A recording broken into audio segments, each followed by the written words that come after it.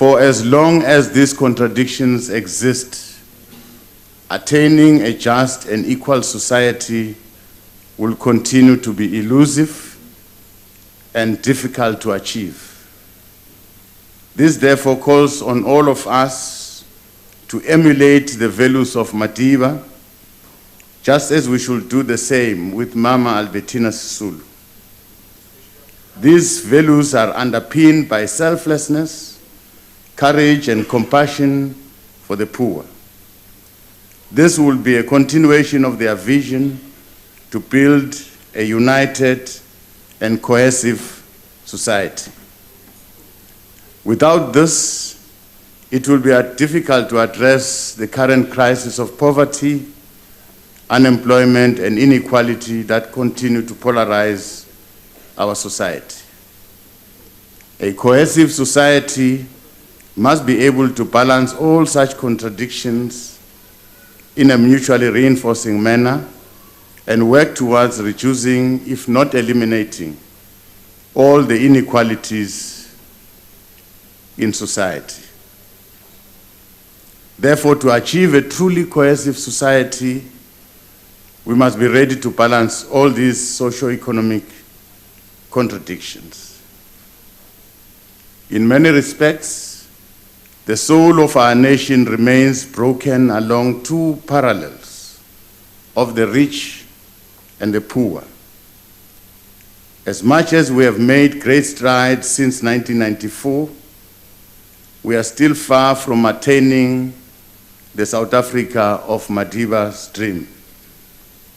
That is why we have taken the route of addressing these imbalances through, among others, the unfolding process of land reform.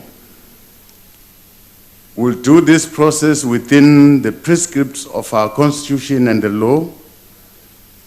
South Africans have demonstrated their resilience and ability to confront and resolve national challenges through dialogue. This is Madiba's virtue, and this is our virtue too. And this is our contribution to the world, because this position will remain a beacon of democratic governance in Africa. Our ability as a nation to come together, negotiate and build consensus on difficult matters remains our defining feature. It is a character that defines our allegiance to democratic governance in our own country, in the region, and in the world. Thank you very much, Deputy Speaker. Thank you, Deputy President. Honorable Sheikh? No, Honorable Guino? Sorry, my apology. Thank you very much, Deputy Speaker. Thank you very much, Deputy President. But then, President, noting the recent racist outburst by it's just but one example, Adam Katsevoles in his Greece holiday, where he was appreciating the absence of blacks using a K word. Recognizing that this mindset is still deep-seated in many black South Africans, in covert ways, be it in workplaces, social places, and other environments. What are the existing mechanisms and government-led processes to foster the RDP of the soul, whilst confronting acute economic inequality and underlying social inequality, in order to achieve the truly cohesive society in the country? Thank you. Deputy President. Thank you very much. Well, I'm sure all of us seated here as leaders, we understand our past, where we come from. We are coming from a past where we were divided. We are coming from a past where we fought. We are coming from a past where we lost life. We are coming from a past where some of our people left the country into exile, some were languishing in jails. Now, the 1994 breakthrough presented us with an opportunity to come together. And it was not going to be an event, it was going to be a process of healing. Maybe we have not consistently and persistently followed the route that was started by Madiba, that of leading reconciliation.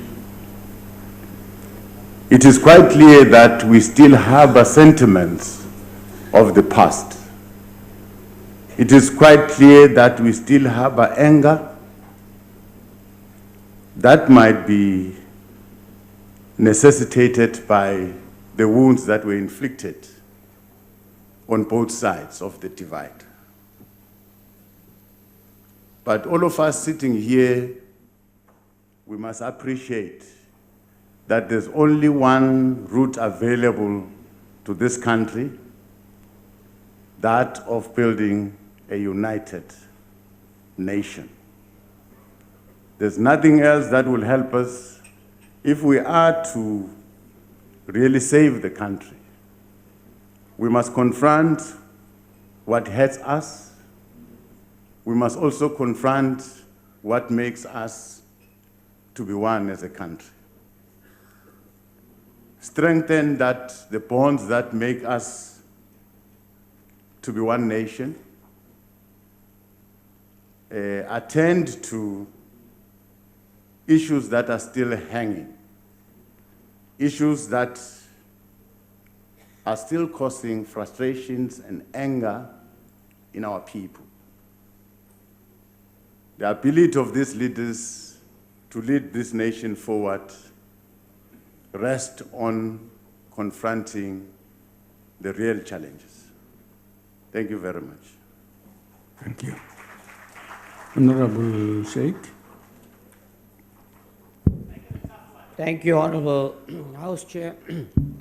Deputy President, we speak about social cohesion, and we want to follow in the footsteps of our icon, Madiba. But on the one hand, we talk about social cohesion. On the other hand, we politicians, particularly, are promoting the other side. What we are doing is we are creating racial divide in South Africa. And one particular example I'll give you is the issue of land. It's no longer becoming an issue of the land, it's becoming an issue that we must take away from the white and give to the black. And I'm saying, Deputy President, that is not the solution to the problem. If we want social cohesion and bring everybody together in South Africa, we must not forget, not every South African white was racist. Not every South African white participated in promoting apartheid in South Africa. Sheikh, your time has expired. Sorry. Blacks themselves also perpetuated apartheid against blacks. How do we bring them together, Deputy President? Order, honorable members. Deputy President. Thank you, Deputy Speaker. Like I've said, that we've got a certain past. Those who happened to be the oppressors must accept and realize that there should be change.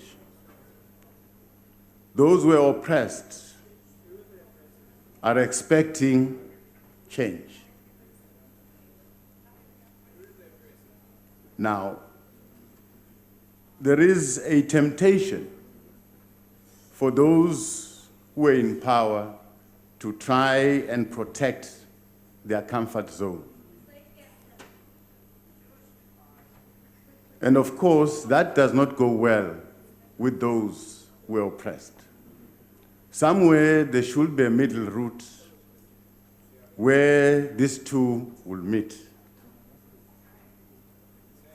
We need to accept that something has been taken from other people. And if we accept that, probably as a nation, we can find a middle route that let's share our country's wealth. Make sure that those who are still languishing in poverty are taken out of poverty. Freedom without economic emancipation means nothing. Means nothing. This anger will continue. Probably we're at a time, best time in our life to address this problem once and for all, and that would allow this country to go forward. This country has got prospects of becoming a great country amongst the countries of the world. If we can really confront these challenges head on. I'm getting a sense that there's a resistance, there's not appreciation of the fact that we've got millions and millions of our people that are still languishing in poverty. If we all want this country to move forward, let's appreciate and accept that collectively let's do something to fight poverty, to fight unemployment. Thank you. Thank you, Honourable Member. Honourable members, may I just remind all members that only the first supplementary question has 2 minutes. All subsequent have a minute. So please, and you also have a right to ask a question or to express an opinion or make a statement in the time allocated to you. There is no additional allocated time for you. So when I request you to stop, do so. It helps you next time, and so does it help every other person who's waiting for his or her airtime.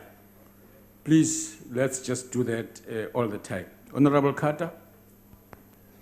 Thank you, Deputy Speaker. Deputy President, the high-level panel report concludes that nation building and social cohesion can be encouraged through the progressive realization of socio-economic rights for all, and that to realize these rights requires a capable and developmental state. Now, in this regard, the panel noted in its report evidence of weaknesses on the part of government to execute on policy and legislation and lack of political will to pursue the policy objectives. Now, would you agree that the current concerns regarding and state of our nation building and social cohesion are founded in part in a state incapable to give effect to its developmental duties and responsibilities? And if not, why not? But seeing that I've still got time in my minute left, I would like to ask you, Deputy President, right now in Onderstepoort, there is black farmers' land being invaded with SAPS refusing to intervene. How can we build a country, have social cohesion if this is the case, and what can be done? Thank you. Honourable members, I reminded you, or you should know, because this is the rule, one question. So, Deputy President, it's up to you. It's your turn. Well, with regards to the last question that you've asked, we are going to oppose and we are going to stand firm as government against land invasion, land grab. That we're going to fight. We are going to use the law to ensure that that does not happen. And we request all of you to stand firm and condemn land grab and land invasion. It is our collective effort. It is our collective effort.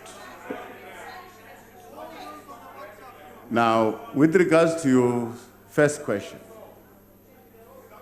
I've said we have inherited a country, all of us, a country where the majority of the people were marginalized. Majority of the people did not have proper schooling, did not have water, did not have electricity. You can name everything. Above all, this majority was poor, dying. Now, the democratic government had very few choices to make. Firstly, we are talking about social grants that we're giving to people, and we've got different versions and views about social grants. But at that time, it was a necessity to intervene because the majority were poor, are still poor. When all of us have dinner in the evening, some don't have dinner. Now, it was necessary to intervene. I'm aware that we're spending billions for that intervention, but it's a necessary intervention. Secondly, people were homeless. People did not have water. They were drinking with animals. Now, our challenges were just too huge to match the resources that we have as a country. So we had to gradually deal with those challenges. Yes, there are still challenges in the process of delivering these services, of bringing water, of bringing housing, of building roads, but all of us, we can see that there is progress. There is progress, as much as we're not happy about the progress, because the majority has not yet received water, has not received electricity, has not received housing. To date, people are still queuing and fighting for houses. Today, people are still protesting, wanting water. Today, people are still protecting, wanting electricity. But we have provided electricity to some. That means the journey is long, and we should just keep on walking, confront these challenges. And as a country, we must accept that these challenges are real, and they need all of us. They need all of us to address. Otherwise, if there are those who will be spectating and condemning, we are going to push this country to slide into a catastrophe. Let's do something to facilitate change. We must be agents of change. Thank you. Thank you. Honorable Steenhuisen. Deputy President, we find common cause with you on your condemnation of Adam Katsavelis's abhorrent comments. That word has no place in our democracy, and it must be condemned, whether it's him using it or whether it's the ANC Youth League's regional executive member, Suzanne Govender, using it. So we find common cause. You would agree, Deputy President, that one of Madiba's abiding legacies was the focus and the importance of education. In fact, he said, and I quote, "Education is the most potent weapon which you can use to change the world." You would know that socio-economic justice, as you've outlined, is not possible without education. You would also be familiar, sir, that under the province of Mpumalanga, which has the highest number of adults who have received no schooling at all, it was your premiership that presided over that. How do you, as the leader of government business, see yourself as the custodian of Madiba's legacy when you've left such a terrible legacy behind in your province? President. Well, thank you for that question. All the honorable members, there's no genoeg. I'm not very sure whether you were well informed about what is happening in Mpumalanga. I can, well, I can't be told by people from New York about about what is happening in South Africa, where I live. Let me tell you what is happening. Let me tell you what is happening where I live in Mpumalanga. One or two steps that we have taken. In Mpumalanga, I found farm schools. Something that does not deserve to be called a school. Children walking distances, one classroom, multiple grades, one teacher. To date, from the time I left that province, I've closed 500 farm schools. And I've built state-of-the-art boarding schools where our children, well, one day you will see them if you want to. Okay. I've built one boarding school in Steve Twete in Middelburg. I've built one boarding school in Amsterdam. I've built one boarding school in Donkerhoek. I've built one comprehensive school in Macharadorp. Currently, we're building one school in Tabatrale. But let me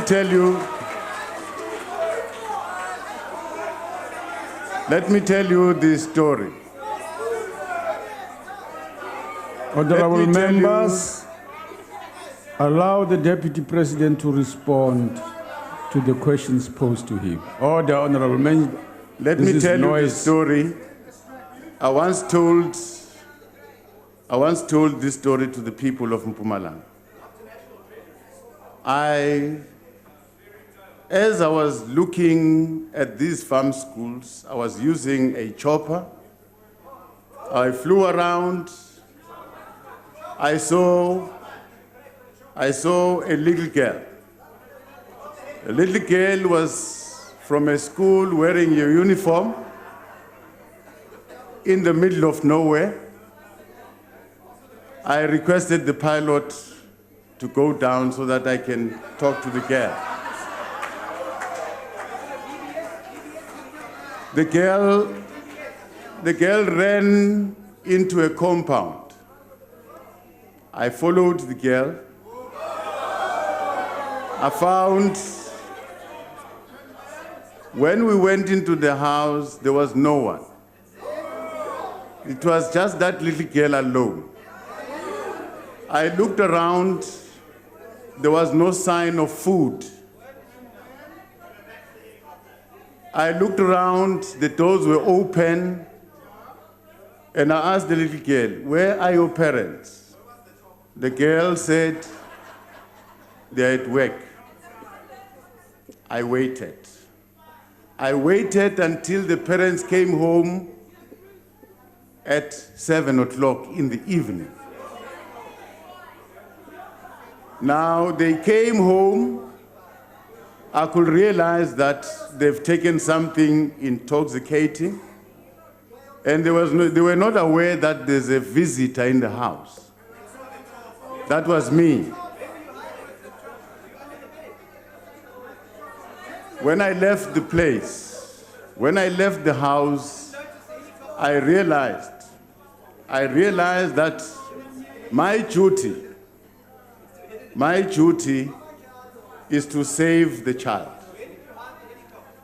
The only way of saving the child is to give this child proper education, remove this child from this situation, provide this child with a decent facility, provide this child with a place where she can sleep, a comfortable place, provide this child with a place where she can get food. Now, that we have realized. The second time I visited the school that we have built, I found the girl. The girl was very happy, like any other child. I was happy. I'm happy that I've made a difference in the life of that little girl. I'm happy. Thank you. Thank you. Honorable members, the next question. Honorable members, order. Julle kan nie so te kere gaan. Asseblief. Bly stil asseblief. Kan julle nie so vra oomblikkie stil bly asseblief? Honorable Hlengwa asked question 20 to the Deputy President. Thank you, Deputy Speaker. The cost of living in South Africa has a deep impact on the lives of our people. The poor will often feel the impact of increasing cost of living, thus further entrenching the levels of poverty.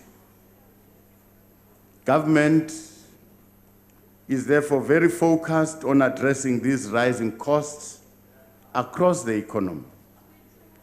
During 2015 and 16, the severe drought across the country had a serious impact on our agricultural production. This has led to increases in the cost of bread and other cereals, which are staples in the homes of many South Africans. The poor were, of course, the hardest hit. Since then, the drought has eased in many parts of the country, and production levels of wheat and maize has increased. This has provided some relief to food prices. In the last 12 months, food prices have increased by 3%. The rise in food prices has been softened by a decrease in the price of bread and cereals by 3% over the period, and a decrease in the price of fruits by 4% over the same 12-month period. This will have eased some of the pressure on the poorest households in our country, but food prices remain unaffordable to many citizens. There are a number of products that are currently zero-rated for VAT. This includes bread, maize meal, samp, milk, rice, vegetable, eggs, and fruit. A task team that has been established by the Minister, National Treasury, to investigate other products that could be zero-rated or exempted from VAT. It's hard at work. We expect to receive their findings in due course, and probably you will also be having that opportunity to comment yourselves. Fuel prices continue to be a concern for government.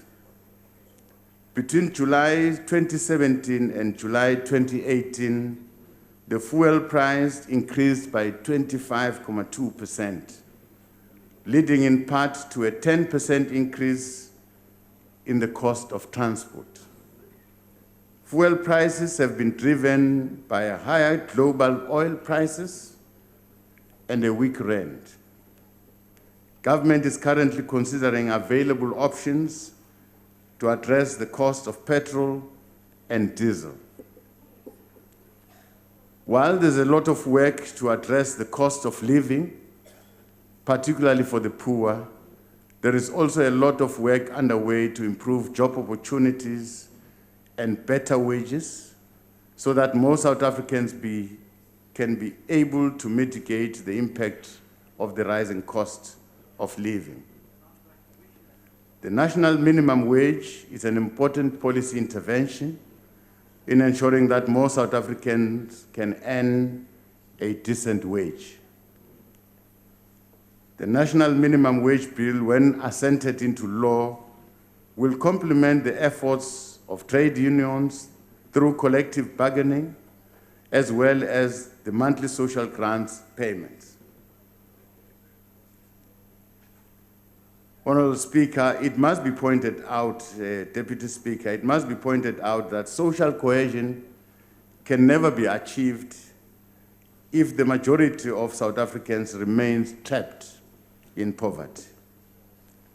The escalating costs, especially where the poor feel the impact more than other parts of society, are a challenge for any economy. Given South Africans' history, the high levels of inequality, as well as the need to reduce poverty level, it is an imperative that this government must make it a point that interventions are found so that we can ease the burden to the poor. We have no choice but to address the cost of basic goods and services in order to provide our people with opportunities to create their own businesses, find decent work, and earn decent wages. Therefore, our response to address the negative impact of rising costs to the poor requires a comprehensive approach that is multifaceted. Over and above the VAT zero rating of basic food items, our comprehensive anti-poverty programs are geared towards cushioning the poor in order to ensure that poor households earn an income that will allow them to participate in the economic system. Government will continue to prioritize public employment programs to create job opportunities and provide many young people with some income relief. We're also focusing on developing and supporting small businesses and cooperatives in order to expand economic participation and job creation of all South Africans across all sectors of our economy. As we do this, the poor will be absorbed into productive economic development and employment opportunities. More importantly, the government has also embarked on a vigorous campaign to attract investment, which will grow the economy and expand employment opportunities. To this end, the President has announced an investment conference for later this year, with the aim of attracting 1.3 trillion over the next 5 years. This investment should come from foreign and local investors. Thank you, Deputy Speaker. Honorable Flengwa. Thank you, Deputy President. Thank you very much, Honorable Deputy Speaker. Honorable Mr. Deputy President, for the longest of time now, South Africans are always told that they must tighten their belts, but government does not seem to be walking its own tune or its own talk. We see nothing from government to cut costs, tighten belts, and so on. What we see is from government VAT increases, fuel levy increases, luxurious oversights with helicopters, a VAT panel which has come out with very poor recommendations. You spoke about the VAT panel. They've concluded their work, they've expired. Then they have not reviewed the 19 items on the list. Instead, they've added only 4, which are quite questionable themselves. There's e-tolls in the face of the poor. And the cost of traveling for South Africans is increasing on the daily. In Durban, commuters have told taxi operators that they cannot afford a further increase in commuter costs. So I put it to you, Mr. Deputy President, that despite of all that you have said, which on face value may seem nice, but quite frankly, we've heard it all before, what is being done in the immediate to deal with the escalating costs of petrol? Does government have a relief package? And I put it to you, Mr. Deputy President, don't you think that in the interim, it would assist South Africans that we suspend the collection of the fuel levies and relook at the energy regime of this country such that it does not burden the poor.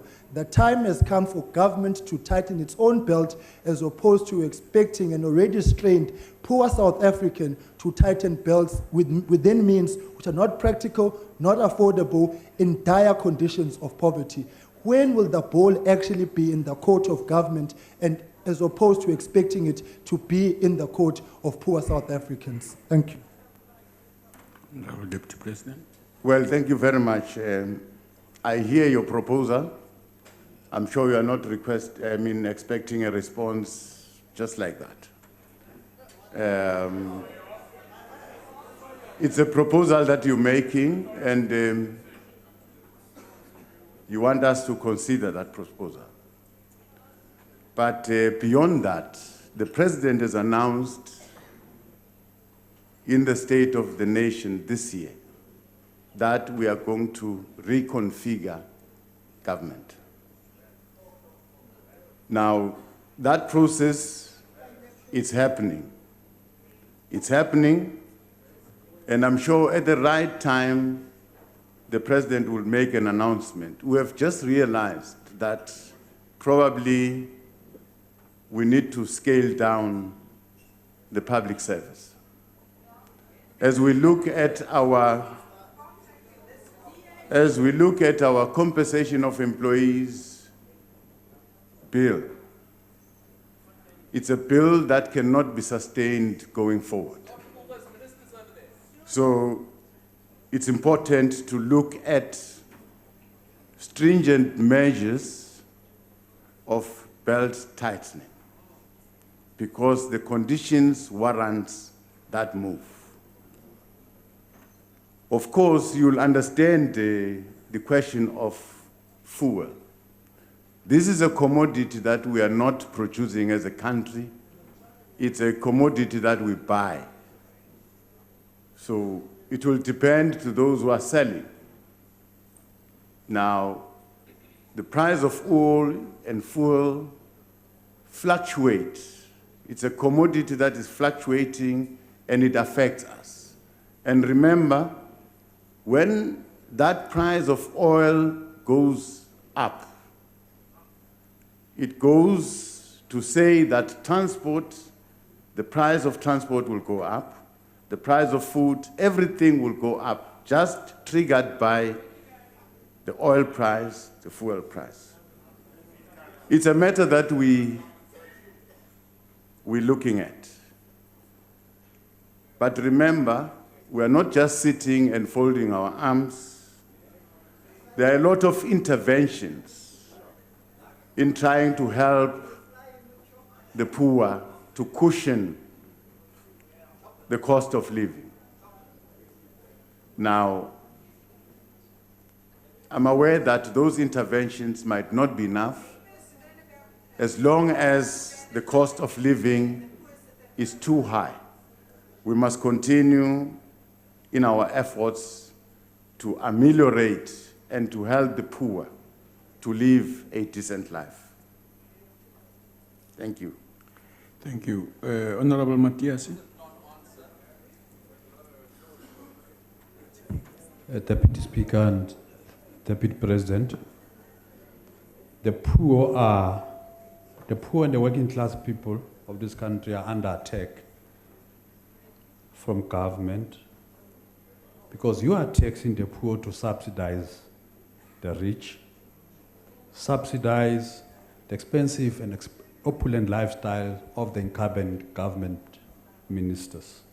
And how are you doing this? By, on daily basis, increasing the prices of petrol, increasing the prices of basic staple food which is consumed by the poor, which daily is getting unaffordable. You have increased the VAT for the first time after 20 years.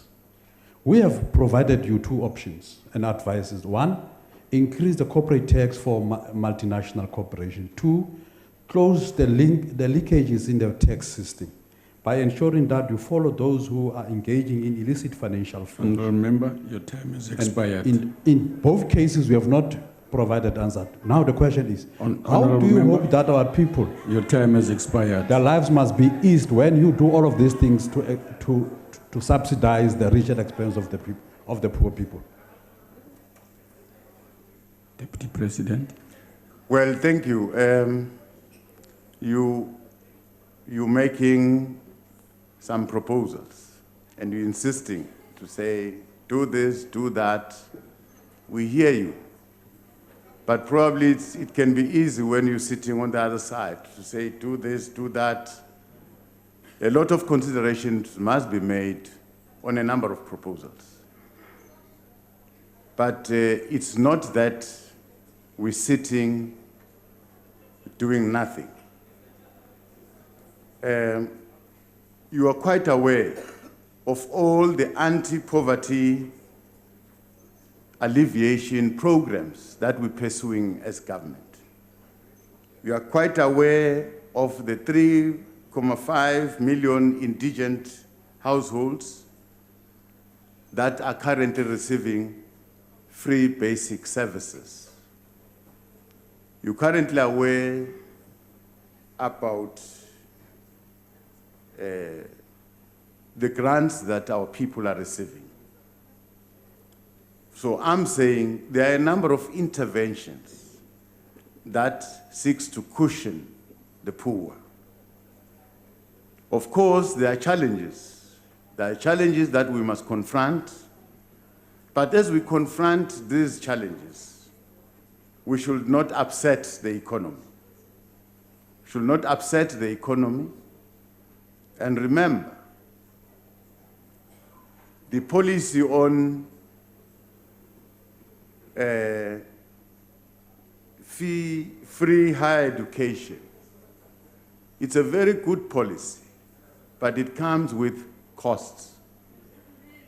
It comes with costs. It's good for the children of the poor, and that is a cushion that goes to the poor. Now, at least they don't have to battle to fund or get their children to school to receive tertiary education. Government pays. So that's a cushion. And that's money that comes from the taxes. I mean, I've never heard of any country where the amount of resources is more than the needs of the country. It's always the case that the needs will always exceed what we have. All the time, it's a question of balancing the needs with what is available. That goes straight to your household. Every day you balance. Every day you shift your budget. Your budget does not remain static as you run your own household. Thank you. Thank you. Honorable Jaisa. What is the question? No, you have not answered the question. No, we can't have that again, honorable I members. rise on a point of order. What is the Honorable question? members, no. Deputy Speaker, we're not playing here. We raise questions which we have applied our minds on, and we expect quality answers to these questions. Yeah, honorable member. The Deputy President is not Honourable answering member. the questions. How can we take him serious when he can't Honorable take himself member, serious? take your seat. I've told you. I have told you, switch off the mic. You can't insist on talking when I'm asking you to take your seat. Deputy Speaker, Yes, order. yes. But the Deputy President is asking what is the question. Just give him the chance to hear the question. Honorable member, the Deputy President will respond if he has to respond. Yeah, give him And I'm saying no, he wants Honorable to answer. member, take But your why are you seat. Don't protecting argue. him? Take Why your are you seat. protecting I'm him? switching off the microphone. We're working here. I We're am not playing switching here. off the microphone. Honorable member, please stand up. Honorable member, withdraw that. Withdraw that. Ukuthini uthi uyadelela? Withdraw that, Ukuthini? Honorable Member. What? What must I withdraw? Honorable Member, what you have just said, Ukuthini? withdraw it. Uthi the Deputy President must Honorable answer. Member, if you don't want to withdraw what you Ukuthini? said, Tell me. if you What? don't want to, you What? leave the house. Oh, I can leave the house. Yes, do so. Yeah, Please very quickly happy. do so. Very and do so quickly. uyadelela. I'll repeat that. Uyadelela. Honorable members, I think you have gone beyond the acceptable boundaries and you'll be dealt with appropriately. I request you to We're go. not going to do anything. Honorable member, Nothing. hamba ke. Hamba ke sisi. Uyadelela. Ngicela uhambe. Uyadelela kodwa kusala. You must know wena uyadelela. This is not your own house here. This is not your own house. Honorable Speaker, Honorable Deputy Speaker. Honorable Deputy Speaker. Yes, Honorable Member. Honorable Deputy Speaker, I rise on the point of the decorum of the House and your ruling according to the rules and the rule number 84, the way we're supposed to address one another. I therefore, irrespective that we have ordered that the member must leave, but the matter has to be taken seriously to the right forums so that the decorum of this House in future is being respected. I thank you. I will refer that matter to the people who should do so in the Rules Subcommittee as well. Honorable Njaisa, please proceed. Sorry, Esther. Honorable Member, yes, what are you rising on? What are you rising on? Yes? No, kodwa sihlalo Deputy President akasiphendula ulokho ethi proposal sifuna ukwazi njoba upetrol ukhuphuka kangaka nje abantu bebe bengasebenzi ukuthi bathini bona. Honorable Member, ngicela uhlale phansi. Ngicela uhlale phansi. Honorable Njaisa. Thank you very much, Deputy Speaker. Mr. Deputy President, for the purpose of poverty alleviation and bring about the social cohesion and also capping the escalating costs, what is it or what can it be that these SMMEs can contribute to this regard so that the people, particularly in the rural areas, do not suffer so much? Thank you very much. Honorable Deputy President. Thank you. Well, you'll be aware that as government, we have supported SMMEs. We have even gone beyond the point of supporting, and we've created a ministry to specifically look at SMMEs and cooperatives. You'll be aware of all the financial institutions that are there meant to assist SMMEs and cooperatives. And that is working. There are a lot of SMMEs that have been assisted. We still need to scale up. I'm aware that as government, we're working on a program that would allow SMMEs and cooperatives to provide services to government, so that as government, we present the primary market for SMMEs and cooperatives. For instance, we are feeding children at school. We are feeding patients in hospitals. We are feeding inmates in correctional services. Our view is that as government, the fresh produce that we use in those facilities to feed our people must be sourced from SMMEs and cooperatives. That is one way of providing the primary market for them so that we can enable them to grow. Thank you. Thank you. Honorable Kubisa. Thank you very much, Deputy Speaker.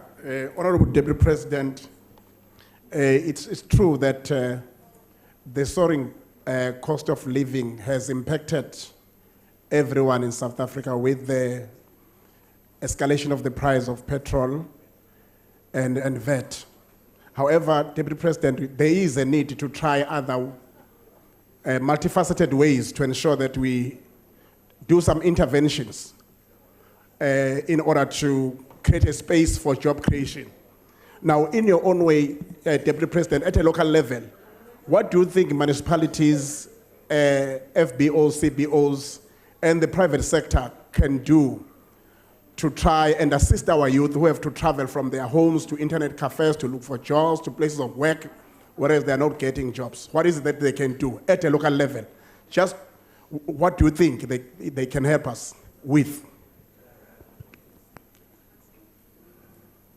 President. Well, what I think can happen, probably at a township, rural setting, you will understand that those businesses that happened to be there in the past now have folded.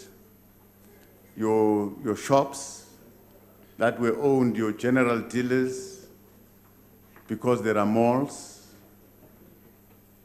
But what we are saying is that these malls that have been created in the space of these spaza shops and all those things, now, it's a big business that must open space in their value chain for SMMEs in the surrounding to supply certain goods and services. It should be an advantage that we've got a big investment in the area so that small enterprises can benefit if they are recognized and if they are going to provide services in the required quantity and in the required quality.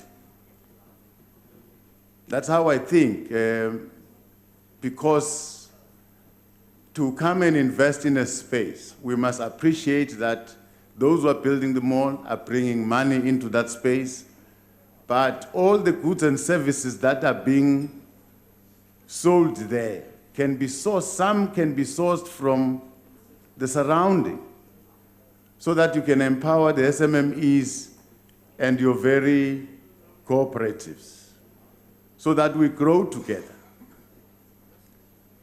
The coming in of the mall has caused a certain shop of a certain Mr. So-and-so to close, because people can't now buy bread in that spaza, they buy bread in the mall. But the owners of the mall, working together with these small enterprises, can find a way to have these small enterprises providing service to this bigger facility. That's how I think. But of course, as government also, we must intervene. We can't leave it to the private sector to intervene. In every locality, we are building a house, we are building a school, we are building a road. We are saying, as government, let's source these building materials from the local SMMEs and cooperatives. But of course, the quality of the products must be of the required standard. Thank you.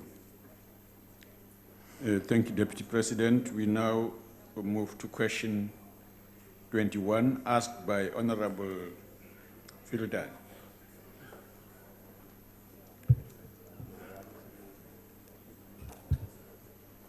Thank you, Deputy Speaker. We must start by dispelling the myth that the expanded public works program is a failure. This program continues to impact positively on the lives of the participants, especially in alleviating poverty through the provision of work opportunities for the poor and unemployed people living in socio-economically depressed areas. The fundamental objective of the EPWP is to increase employment opportunities so that individuals who cannot find work can earn an income, gain experience, and skills through productive work. Whilst EPWP contributes to the creation of employment opportunities for the unemployed youth, there is sometimes an unrealistic expectation for the EPWP to be a panacea for unemployment challenges in our country. In our take, EPWP is a transitional intervention while we're still dealing with the structural changes in our economy, addressing them towards full employment. Undeniably, EPWP has an important role to play, and it cannot be the only instrument to address unemployment. These unrealistic expectations are likely to result in failure and pessimism about the value of EPWP. Other government interventions that respond to youth unemployment include government support in initiating that promotes industrialization, government initiatives that promote agricultural productions, improved tourism. These are supposed to contribute towards increased employment alongside with the EPWP. So what we're saying, we should not regard EPWP as the only instrument to deal with unemployment. Through the partnership with the Manufacturing, Engineering and Related Services Sector Education and Training Authority, government seeks to address the shortage of scarce skills that are critical, required by our economy. This includes training youth on various artisans, such as boiler making, diesel mechanics, fitters and turners, as well as motor mechanics. You can name, there are a lot. Over and above the training provided to our young people, hundreds of small, medium, and macro enterprises, which also includes cooperatives, have been supported by government. These supports include capacity building and training with regards to compliance matters required for SMMEs by various industry bodies. Let me also state that the abuse of recruitment of EPWP participants for narrow political, factional, or individual reasons is unethical and unacceptable, regardless of the party political affiliation of those involved. To address the risk of corruption and fraud in the EPWP, the Department of Public Works has developed EPWP recruitment guidelines that were approved by the Minister of Labor in December 2017. These guidelines describe the requirement for fair, equitable, transparent recruitment processes of all participants in the EPWP. In implementing these guidelines, all participating stakeholders are expected to enforce them. In cases where these guidelines are violated, members of the public are encouraged to report such incidences. Thank you, Deputy Speaker. Thank you. Honorable Filtani.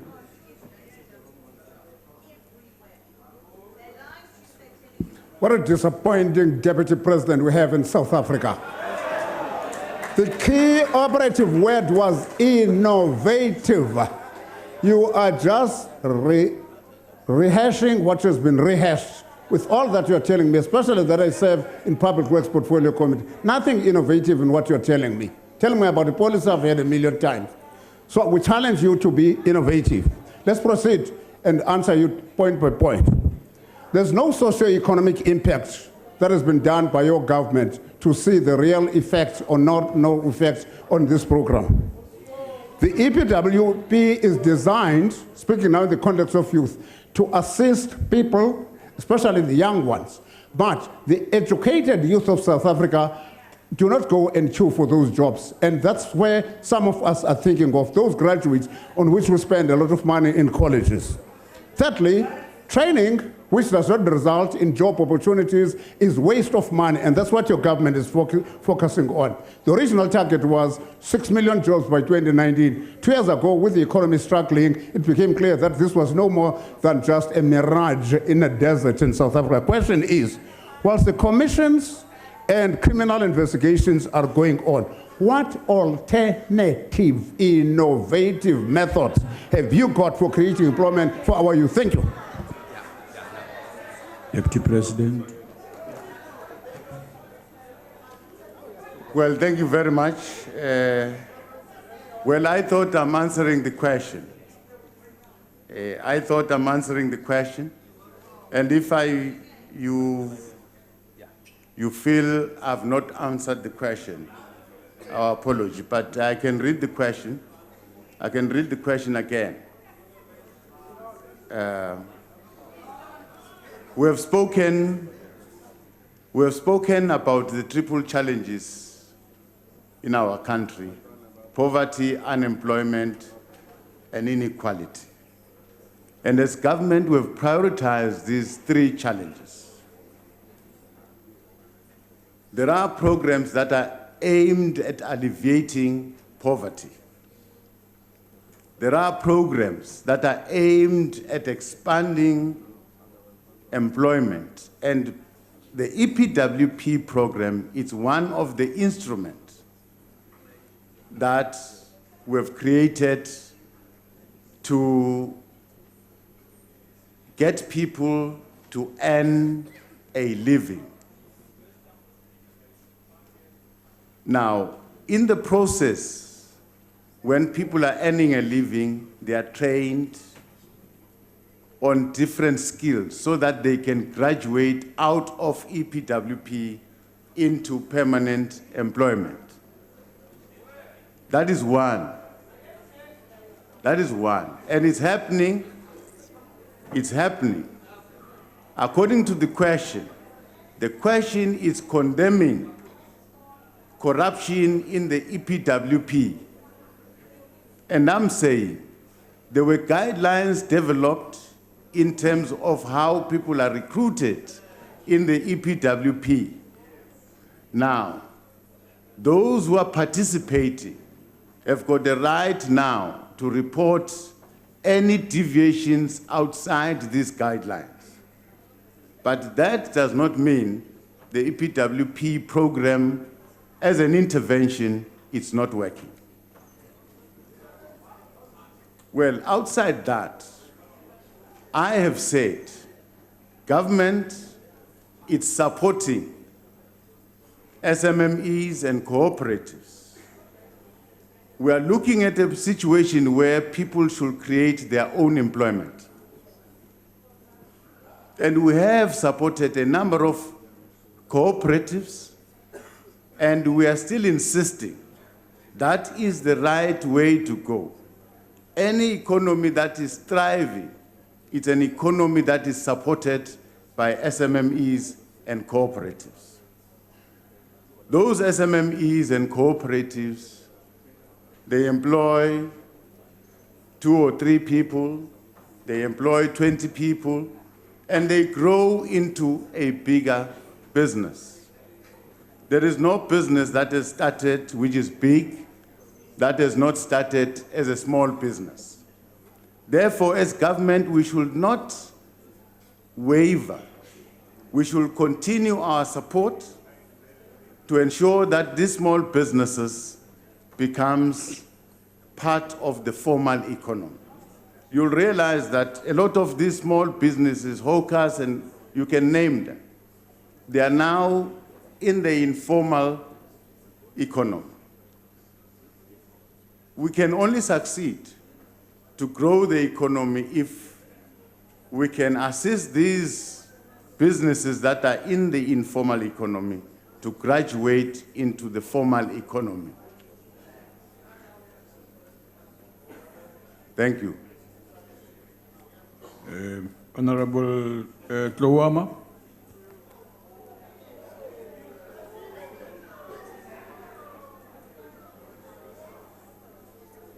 Honorable Deputy Speaker, I pressed it wrongly. Okay. Honorable Fig.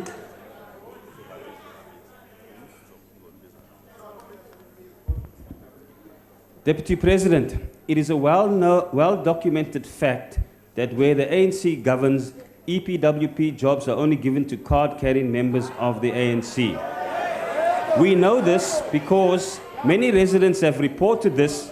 Some have provided affidavits while others have remained anonymous for fear of being victimized.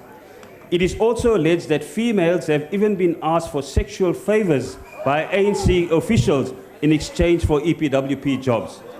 With the 2019 national and provincial elections coming up, can the Deputy President give assurance to this House and to the people of South Africa that EPWP jobs will not be used to buy votes?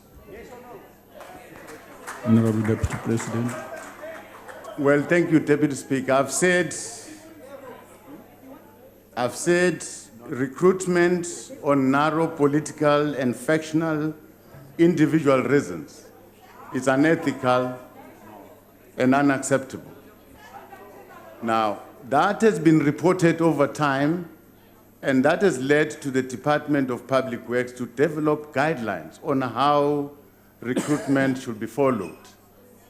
Those guidelines are there and they are working. And we say, now probably we must go on an awareness campaign to make participants aware that there are guidelines that protect them. So that if there's any deviation, the participants have got the right to stand up and report that deviation. That's the only way we'll make our people aware that any recruitment, any employment in the Public Works EPWP program should be happening according to the guidelines. Now, if the guidelines are not followed, people have got the right to report with immediate effect. We are not encouraging that. We are not encouraging employment based on party affiliations. We're not encouraging that, and that is wrong. Thank you. Thank you. Honorable Stole. Asibonge mhlonishwa Sera Soblong. Mhlonishwa Sera Mongameli. Abantu abangaqashekile abasha aba 52%. EPWP ingxenye yabantu abagwaza iphepha. Umbuzo ukuthi ngokwama province abantu abaqeqeshekileyo bangaki ukuze bakwazi mhlawumbe ukuthola imisebenzi engcono kwezinye indawo ngaphandle kokugwaza iphepha. Ngiyabonga. Deputy President. Well, okwamanje angeke ngikwazi ukusho ukuthi bangaki abantu abasha ngokwe province abangakaqashekanga. Kodwa sikwaziyo nje ukuthi i-percentage in terms of the entire country, we have got so many young people that are unemployed. Kodwa futhi sikwaziyo ukuthi currently we have got a number of young people who are in universities, more or less 1.6 million. We've got a lot of young people who are in TVET colleges, more or less 2.5 million. We've got people, young people who are currently in training in training facilities, training as boiler makers, as electricians, that number exceeds 30,000 currently as we speak. Now, the Human Resource Development Council is trying very hard to match the demand in the economy with what must be supplied to the economy. But currently, yes, there is training that is happening in various categories. Kodwa kufanele sikuvume ukuthi kune youth ephumile yadropa esikoleni. Bayeka isikole wo grade 7, awo grade 5, awo grade 6, 7. They've not reached grade 12. Now those young people can be trained, should be traced and be trained. Part of the 30,000 that I'm saying it's in training, those are the young people who have not acquired grade 12. They are currently in training, but of course, what needs to happen now, we must train as per demand. Now, for instance, if I'm in Gauteng, the sector that is very big in Gauteng, mining is big. If I'm in Mpumalanga, mining and agriculture is big. So train young people according to the strength of the economy in that province. So that as you train, these young people can be absorbed into the economy. That should be the approach. But again, mhlambe question yakho yokuthi bangaki abantu abancane abangakaqashekanga ngokwe province. Information esingakutholela yona leyo uma ufuna ukuyazi ngoba yiyo engakayiphenduli. Ngiyabonga. Honorable Hlonyana. Thank you, Deputy Speaker. Mr. President, Mr. Deputy President, I heard something. Mr. Deputy President, you cannot create jobs in an economy you don't own. The truth, Mr. Deputy President, is that the strategic decision-making powers in our economy is in the private hands. The same group of people who owned the economy 100 years ago, 50 years ago, and 25 years ago still own the economy today, with a few in government being allowed to benefit as long as they remain puppets of this white monopoly capital. Banking is central to any economy, but in South Africa, commercial banks and also the Reserve Bank is in the private hands, one of only 9 countries in the world. The Reserve Bank should serve the interests of the people and the country as a whole and not a private interest and shareholders. The question is, the EFF will be tabling a bill so that the Reserve Bank can be nationalized. As a leader of government, sir. Your term has expired, ma'am. Well, thank you very much. I've tried to explain that we are in a capitalist system. Now, this system dictates that the private sector will coexist with the public sector. And the public sector, in the main, it's in the hands of business. the public sector, it's in the hands of the state. In our case, we've agreed to follow or to live under this system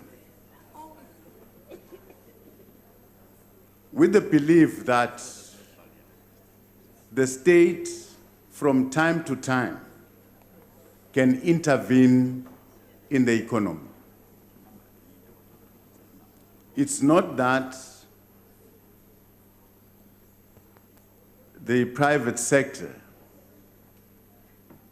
the economy of the country, it's entirely in the private sector.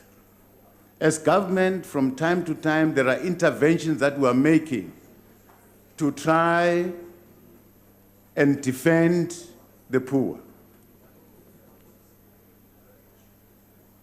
Now, we've made a lot of intervention as government. The intervention that we've made. Point of order, Sihlalo. Yes, Honorable Member, what's the point of order? Bengifuna ukwazi ukuthi ngabe ngempela usekela mangameli ngabe uthunywa njengoba kuwuthuma mina nje ngabe uthunywa athi uzosishayashaya ngoba phela uyahluleka ukuphendula ama-answer akona yodwa answer uhlale phansi uzosishayashaya nje cha khulunywa kanjalo Honorable Member akuyona point of order le wena usishayashaya manje sicela uhlale phansi suthatha ama chance ma. On a point of order. Yes, Honorable Member. Honorable Deputy Speaker, the President is not answering the question. The question was... Honorable Member. Honorable Member. The question was, as the leader of business, will he support... Honorable Member, don't insist on speaking. Can I clarify this matter? Honorable members, I read out the time allocated to you. You can make a statement or ask a question. If you prioritize your statement, we can't be responsible even if your question is answered or not. It's your choice. You gambled away the time you have to ask your question in time. But even if that is so, you can't insist on the type of answer you want. The Deputy President has been answering here. If you are unhappy, you know what the procedure should be. It becomes problematic for you guys to insist on getting the quality of that. Honorable members, I withdraw, guys. Honorable members, take your seats and be orderly. Honorable members, Honorable Deputy President, please proceed. Well, Honorable Deputy Speaker, I'm sure we should avoid preambles to our questions because I don't get the question. It's a statement without a question. Thank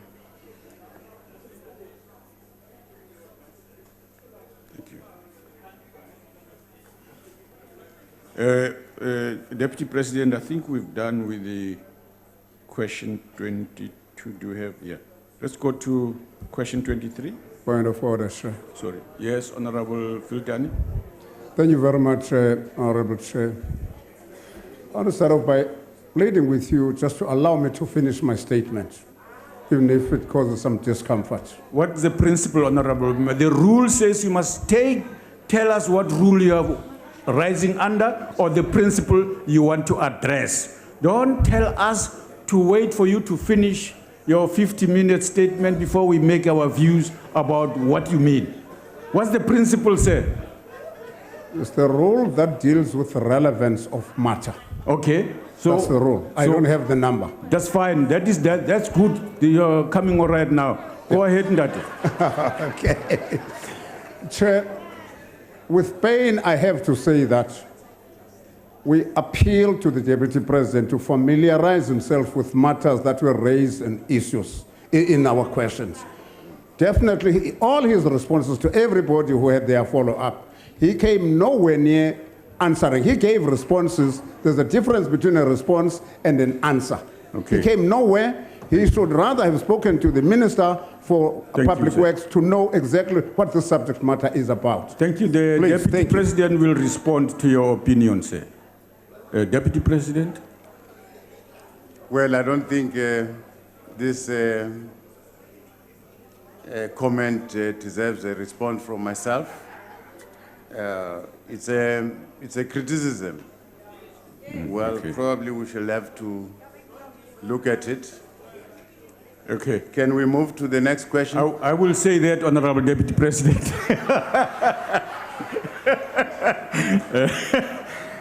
Honorable Deputy President, the question you're responding to now is Honorable Mabuza.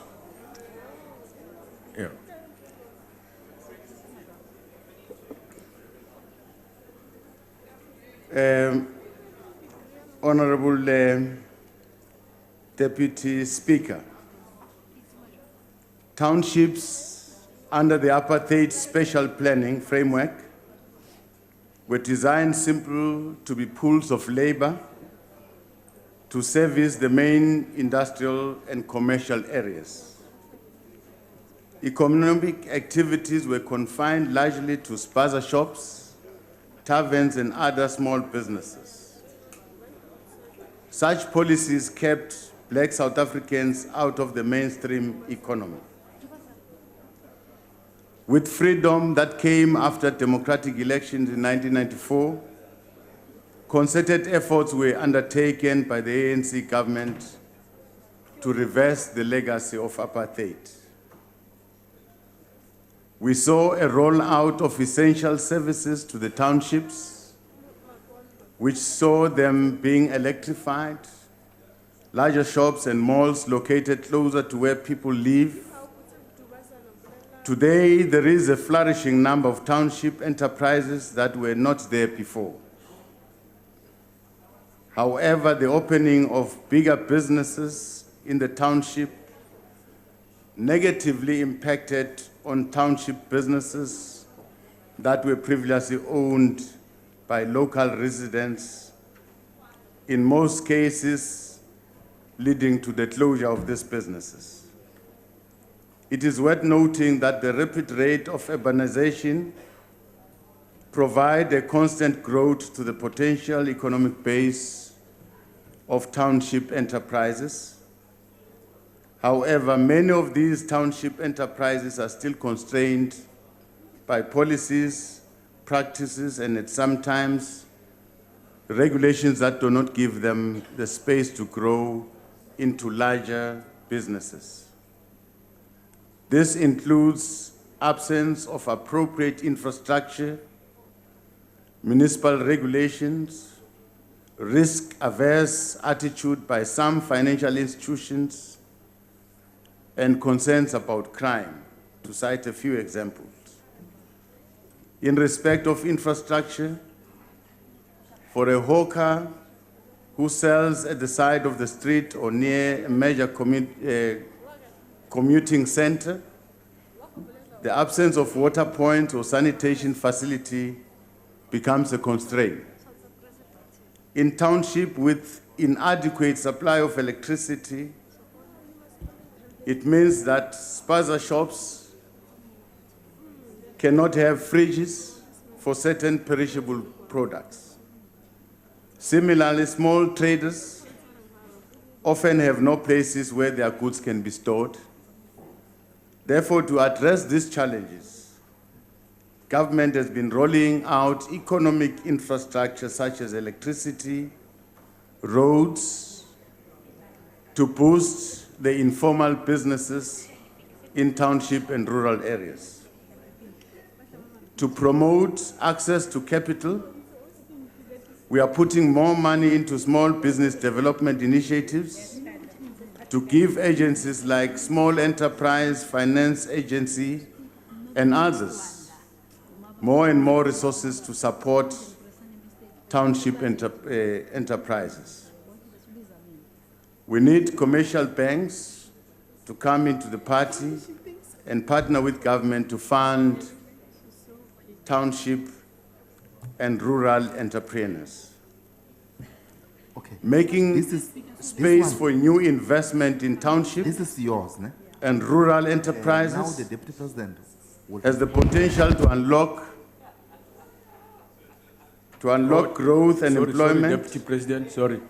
Please switch your microphone wherever you are, don't speak.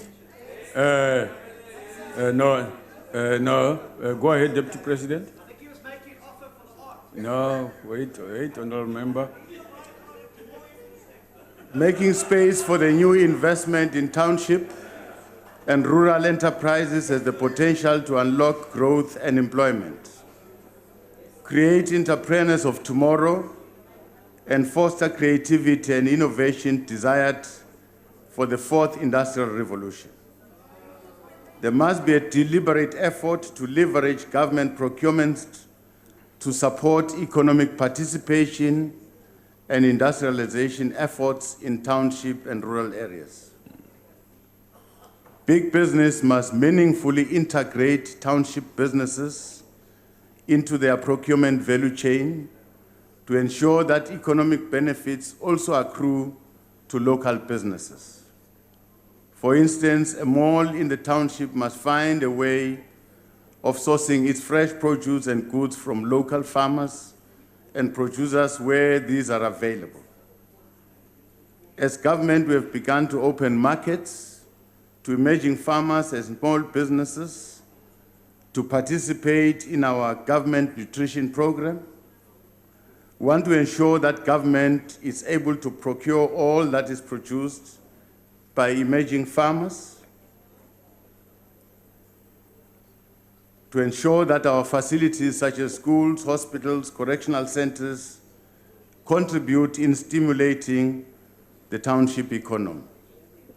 More importantly, we must leverage our government infrastructure development program to stimulate manufacturing of construction materials in township and rural areas. We already have township and rural businesses that are currently manufacturing bricks, tiles, doors, and roof trusses. As government, we will ensure that we support the development of township and rural businesses to supply construction materials to government infrastructure projects, such as the construction of roads, houses, schools, and hospitals. In some provinces, this is already happening, though at a very small scale. More work still needs to be done across all government sectors. For us, this is at the heart of economic transformation and empowerment. Making space for new investment in township and rural enterprises has the potential to unlock growth and employment, create entrepreneurs of tomorrow, and foster the creativity and innovation that will address the needs of our country.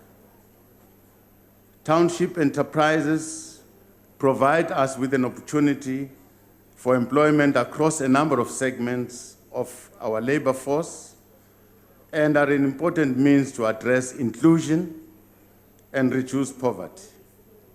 In addition, entrepreneurial opportunities represent an important channel for economic participation and transformation. This will allow disadvantaged South Africans, including the youth and women, to create their own opportunities to participate in the economy. Thank you. Thank you. Honorable Mabuza. Xandla xa President na khensa nhlamulo ya n'wina. I ntiyiso ku ri milawu ya apartheid yi cukumete vanhu vantima yi va cukumetela ekule na mabindzu laha mabindzu lawa ya hluvukaka yi va cukumetela akule na la mabindzu ya nga hluvukaka hi ku antswa. Xa vumbirhi, milawu ya tax na yona yi tikisela vanhu va mabindzu lamatsongo. Xa vunharhu, maphorisa na ti-traffic cops ti pfa ti hlasela vanhu va mabindzu lamatsongo va va susa a tindhawini to fana na va railway station na le mabazini la ku nga na vanhu vo tala lava va xaviselaku va va hlongolela a kule. Xana hi yihi legislation leyi mi nga yi tlakusaka ku pfuna ku tlakusa nhluvuko wa mabindzu lamatsongo emalokixini na le tindzhawini ta le xikaya ku hluvukisa na ku kurisa mabindzu lawa ya lava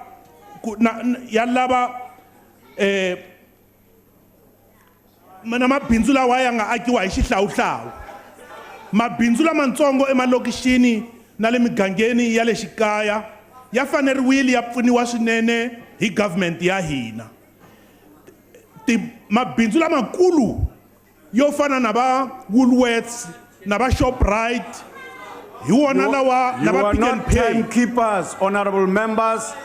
Go ahead, honorable member. Xivutiso xa mina i ku ri emalokixini ku na xiphiqo xin'wana lexi xi fanele ku hina government hi pfuna ku xi susa. Xana nawu lowu nga endliwaka ku nga va wihi wa ku endla ku ri ehenhla ka swiphiqo leswo tala Your time is now expired. government yi pfuna vanhu va mabindzu lamatsongo. Honorable member, your time. And honorable members, please, man, this self-appointment into positions is bad news everywhere. Stop appointing yourself timekeepers, honorable members. There are official timekeepers here who are keeping the records. No. Your watch is irrelevant. There are Honorable Deputy Speaker, you are not being fair. You must be fair at all times. You are making sure that we use 1 minute, but you are allowing the ANC to use more time. No, that is not fair, sir. That's not true. The record here is being read here and in front of me. No. There's a time here. I'm not in charge of this time. The officials are using the records here in front of me. So your defective watches are out of order. Deputy Speaker. Yes, honorable member. Deputy Speaker, you made it very clear at the beginning of the session that the person who's named the questioners gets 2 minutes to do a follow-up question. The Honourable Mabuza had 2 minutes to do his follow-up question, not 1 minute. So he was within his time. Yes, I'm just saying. Yes, I'm just pointing out that there's an assumption that we are increasing his time. This is out of order. Please, honorable members, you've got your dipstick in the wrong hole. Absolutely. This is why you are getting a wrong reading. Deputy Speaker. Yes, honorable member. I think we have been unparliamentary. There is no figure of speech like the one that we have now. No. Sit down. You don't understand. We'll teach you. Take your seat. So, Khamli Sampa. No, it's very clear. No. This is why we read this thing in advance. Honorable Kabekulu. I suspect the problem is that of induction proper and so on. But we will repeat the rules. I'm going to recommend also that we amend the guide before us so that we include the discretion that the chair has, the presiding officer has over the queue. I want to repeat this because I realize that some members have come to the front here to take pictures of the names on the list on the assumption that we follow that order. We don't, honorable members. Let's repeat it. We want a diversity of members.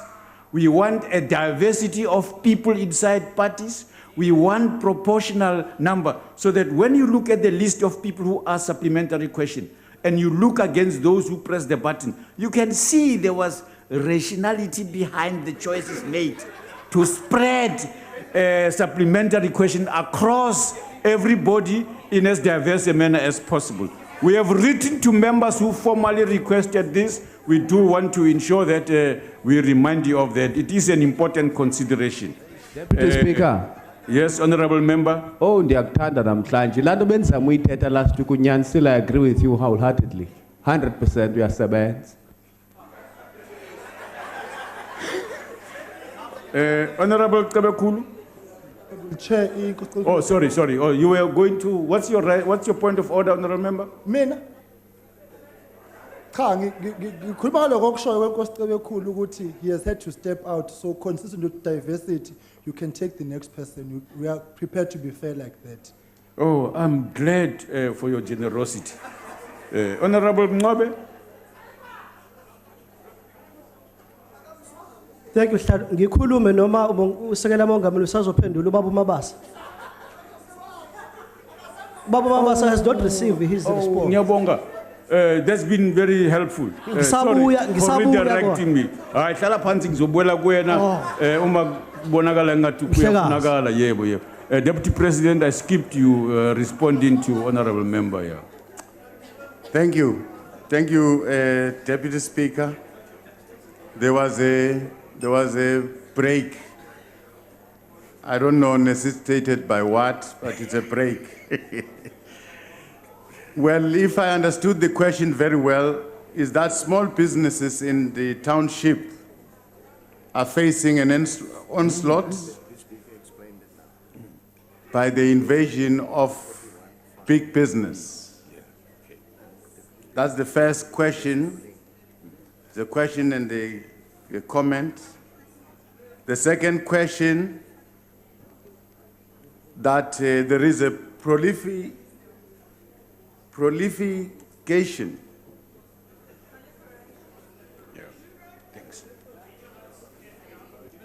Proliferation, yes, of foreign-owned businesses in the townships, and that presents a problem.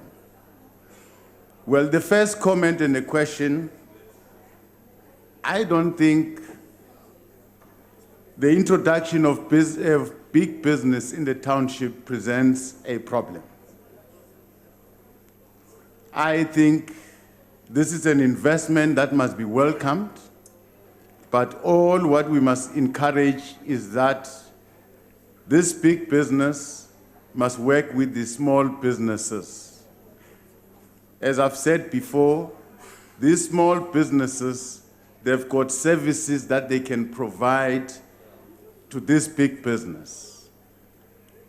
Only if they can be included in their procurement value chain so that they also benefit. This is one thing that we want to encourage in our townships, where we have got this introduction of big shops like ShopRite and Woolworths, so that they work together with these SMMEs. The foreign-owned spaces, well, it's a problem only if, because foreigners, they've got a right as long as they followed the right process of entering the country. Home Affairs must ensure that everyone who's trading in the country has got the right documentation to be in the country. And secondly, those who are regulating businesses in the township, those who are providing licenses to trade, must ensure that everyone who's trading in the township has got a license. Now, this can slide down into something called xenophobia. As long as we don't follow our rules as a country of allowing foreign nationals into the country, they must have the required documents. For them to trade and open businesses, they must have the right documents. So I don't think it's a problem if they've got all the documentation that are required to participate in the economy of the country. But some of our people, they've rented out their shops to these foreign nationals. That means our people have given up. Yesterday, there was an attack to foreign national shops. The gripe and the problem was that these shops are selling expired goods. And I asked myself, now if these shops are selling expired goods, why people are looting these expired goods and taking them into their homes? That means these goods are not expired. That is just a way of deceiving all of us to say the goods are expired, but they are looting. The essence is to loot.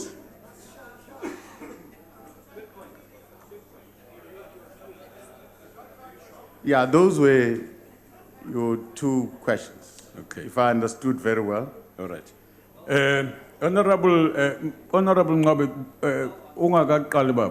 Honorable Mabuza, in future, and I'm addressing you this way because I know you the way I know you. And I'm addressing all members. Hang on, honorable members. As soon as you say, firstly, please, man, do prioritize your question. Because if you don't do that, then you end up asking the question you really wanted to ask with no time left, if any. So all of us in the House members, please prioritize your question and listen to the time allocation you have. Don't appropriate for yourself with or without compensation the time in the House. Honorable Ngabe, please proceed. Thank you, Hlalo. Sekela Somlomo. Deputy President, my question also is around the issue of the conflict between foreign-owned businesses and our people. I will tell you, Deputy President, that the cause of the conflict is not the issue of documentation. It's the unfair competition that is happening. It is alleged that the foreigners will buy in bulk and they will compete against one person in the township.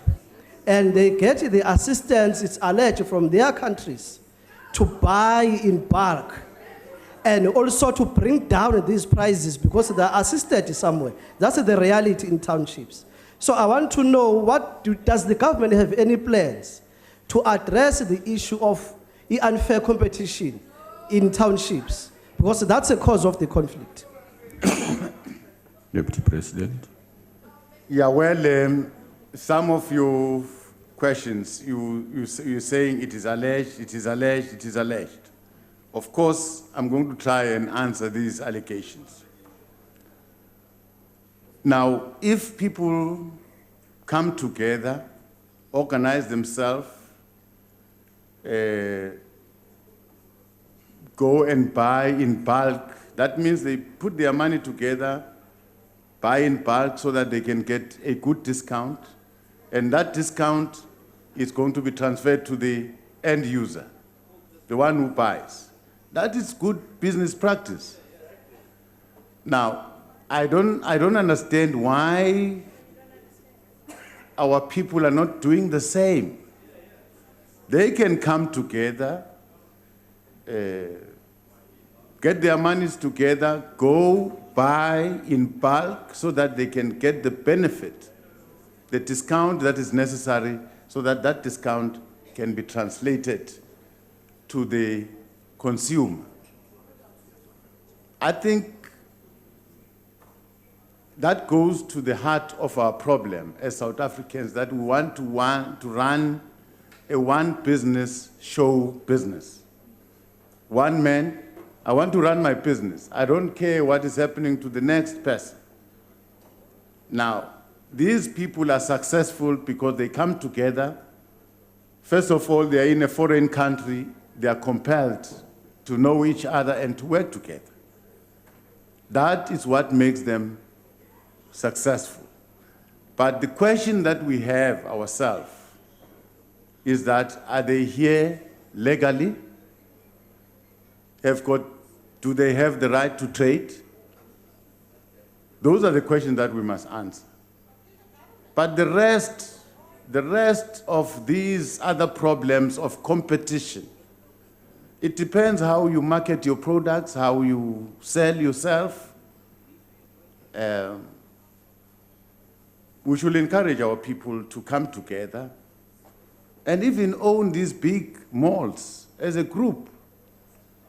It's possible for them to build a mall as a group and sell their products there.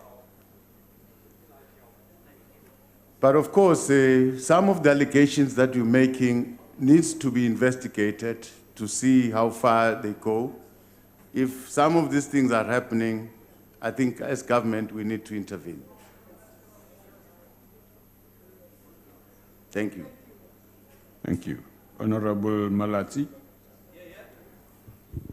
Deputy President, if there's anything that the events of the last 24 hours have taught us in areas such as White City and other townships in Soweto, is that the environment in townships is volatile and therefore it's not suitable for a stable environment for investment.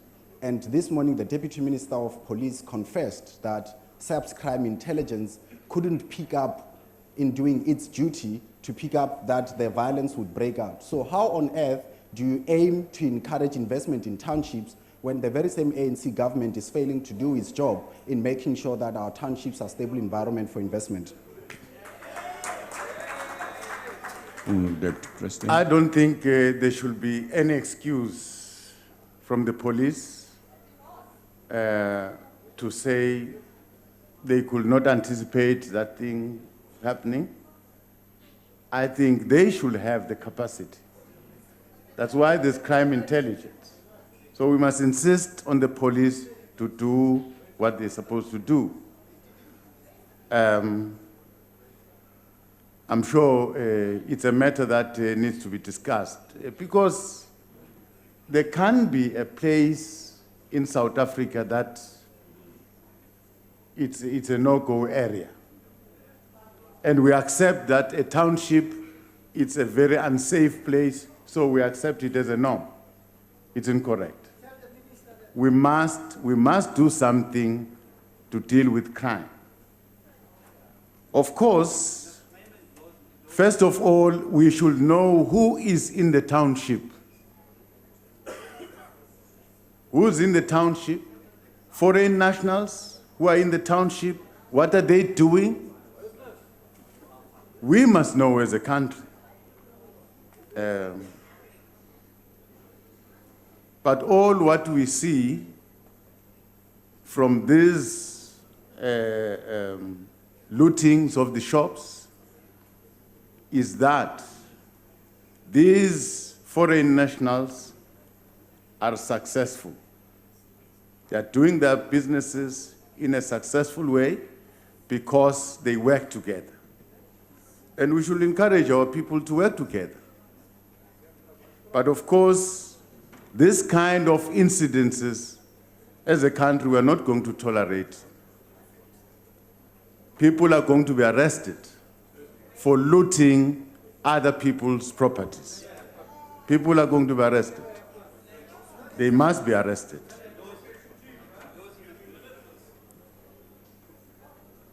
We'll continue to encourage investors to go and invest in townships, and we must make townships safer for self-as government. Thank you. Thank you. Honorable Memezi.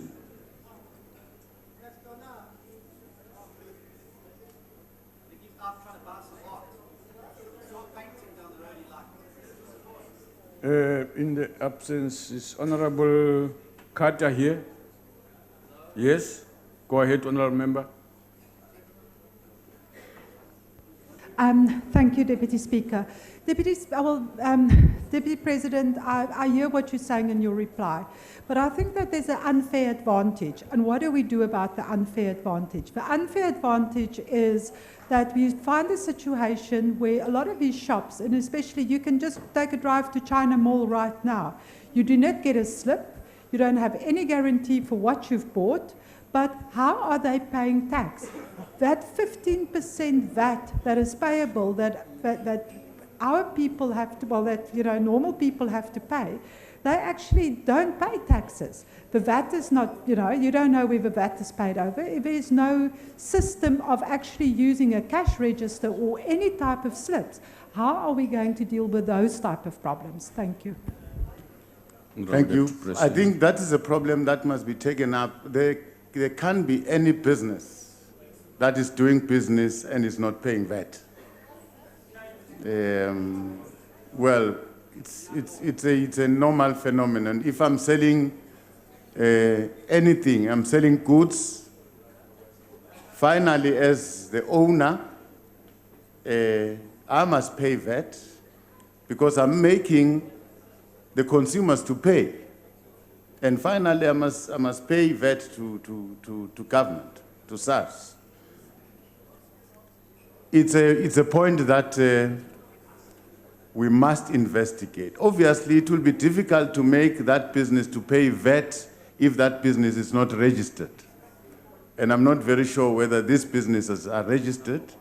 It's something that we must, because these businesses are just behind the houses and all that. So there should be an assignment on the side of government to check all these businesses, their status, and who owns these businesses. If these businesses are owned by foreign nationals, do they have the necessary documentation to be in the country? Do they have the necessary documentation to operate a business? Are they paying VAT? It's a matter that we will investigate. Obviously, if that's the case, yes, they do have an unfair advantage to those businesses that are operating legally and are paying VAT. Thank you. Thank you. Honorable Deputy President, it is Honorable Carter again, whose question you are now responding to, question 23. Thank you, Deputy Speaker.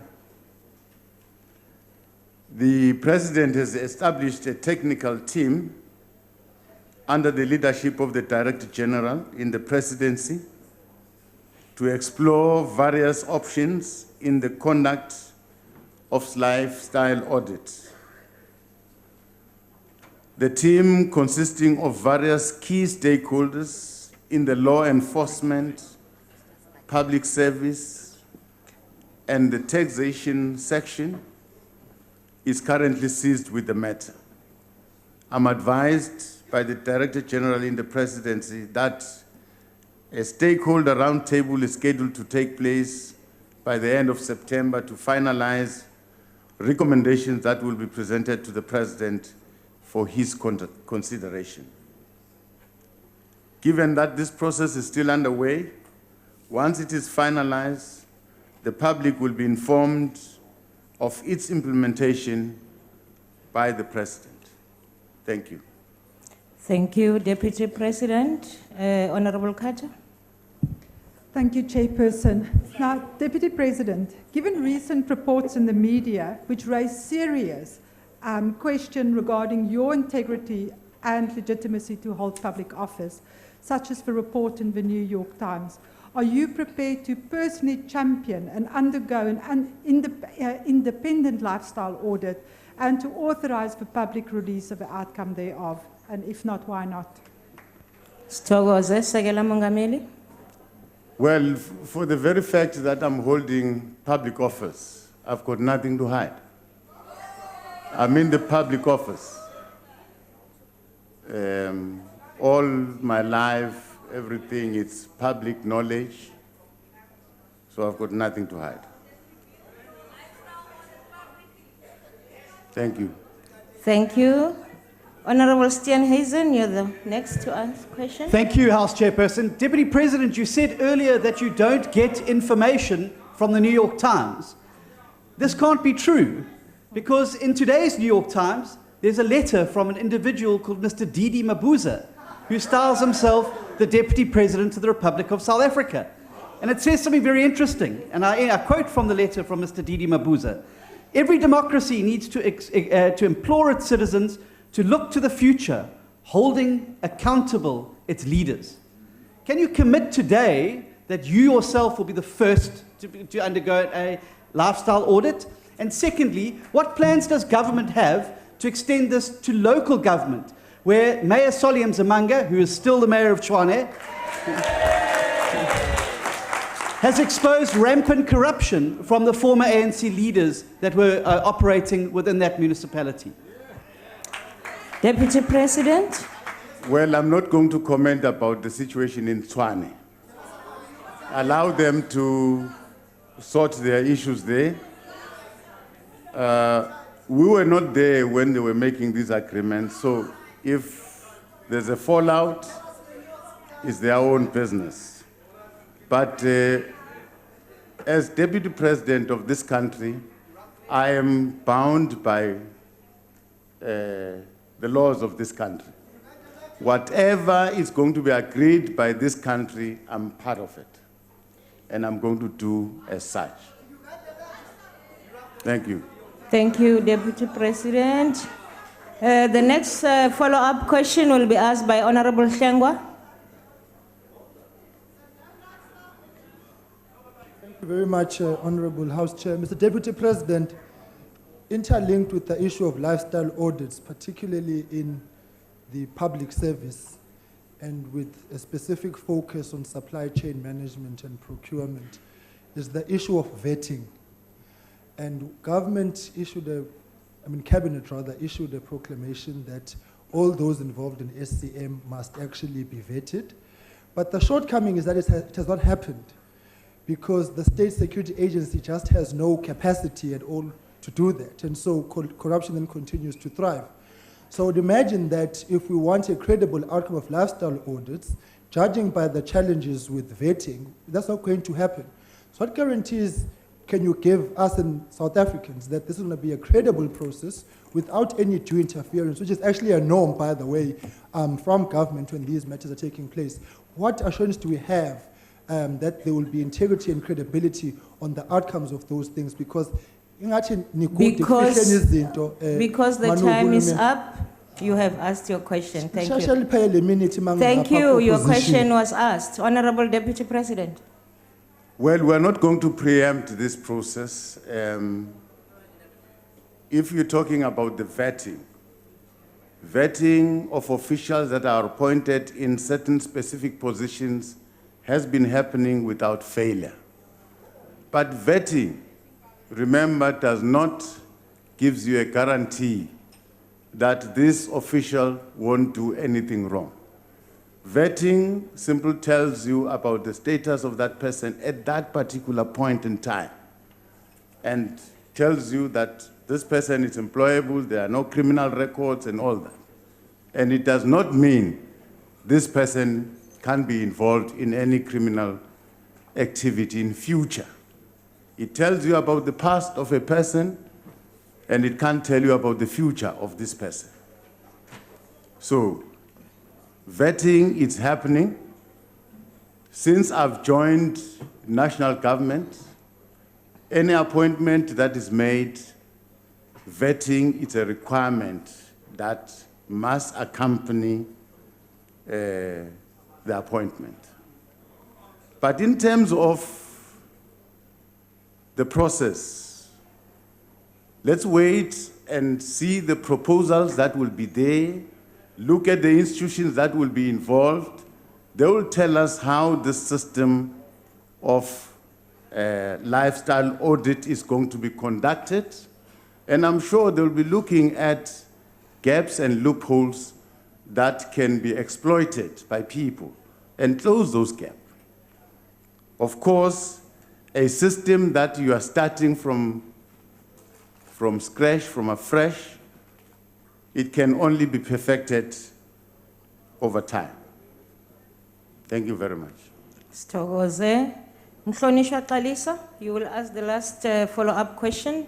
Thank you very much, Chair. Deputy President, there have been a lot of allegations around your own susceptibility to criminal conduct during your time as Mpumalanga Premier, relating to rigging of tenders to benefit yourself and your cronies. Are you willing to personally subject yourself first to a lifestyle audit And would you support that this be done in an open manner where South Africans can see that sustains their deputy president? Thank you very much. Thank you. Deputy President. Chair, House Chair. Well, subjecting myself. Honorable Deputy President, please Thank you, House. On No, what rule are you standing, Honorable Member? On the rule where a member is supposed to make a substantive motion on the allegation made to the Deputy President by the Honorable Member. Okay.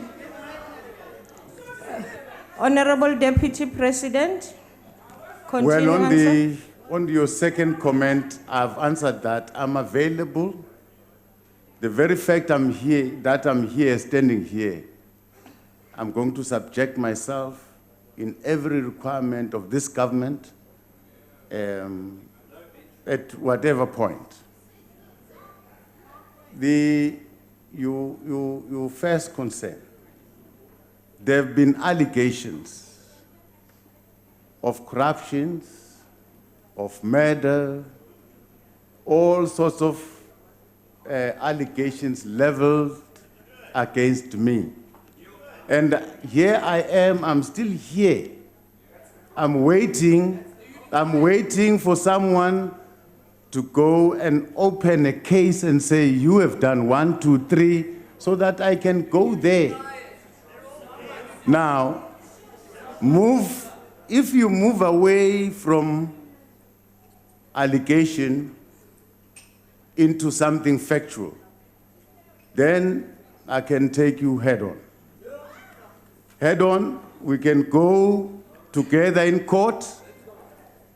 Taking you head on, I mean, I can go to court and say, so and so is saying this, and we are requesting someone to prove this allegation. I'll say I rise on a point of order. On what rule are you rising, Honorable The Deputy Member? President should know what the figure of speech is as a former teacher. Honorable Member, on what rule are There are you? cases similar to the allegations that are raised. Honorable Member, you of cannot. him having taken people Honorable head Member, that's not a point of order. such That's a people point are of now debate. sits I'm going to under. switch off your mic. Such people.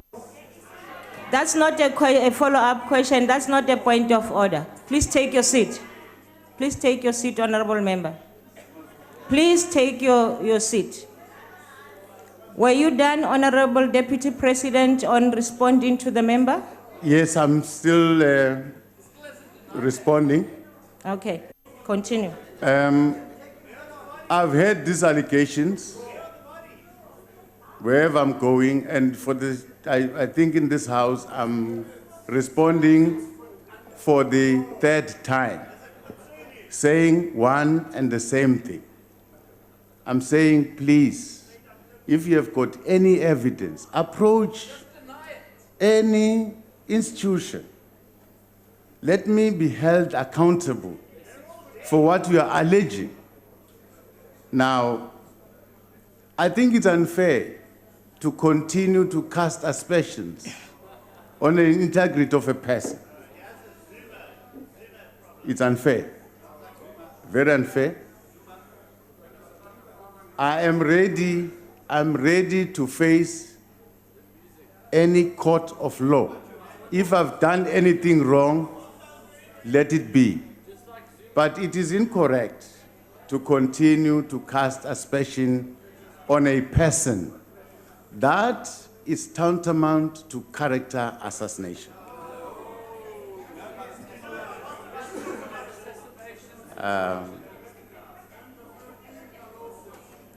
I don't know whether I look like a criminal. I look like a criminal. Whether I look like a thief.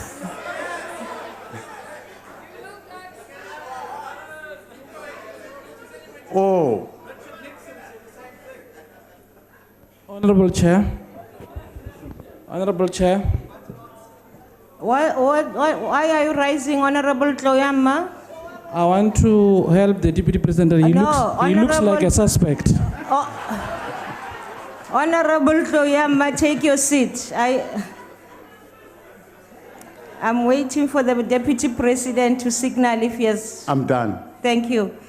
Honorable House Chair, we're still I want to understand if the Deputy President is going to say that he's going to take a Honourable member of the EFF heads on. Is that parliamentary? I think the Deputy President clarified himself. Thank you very much. Thank you very much. Can we continue to the last question of today? As asked by the Honourable Member Buotas, that is question number 24. Honourable Deputy President. On the 10th to the 11th of May this year, we hosted a third HRDC summit that was attended by similar institutions from the region. The intentions was to develop new networks, strengthen existing partnerships, and share the latest lessons on how we can transform our economies through educations and skills transfer. This is an important development in the light of emerging trends in the global economy, especially in the implications of what is termed the fourth industrial revolution. At that summit, a point was made that the pace of change over the last few years has largely been shaped by technological disruptions and innovations. Such technological disruptions have an equal impact on the current set of jobs in the market. Of course, we have to embrace these global developments.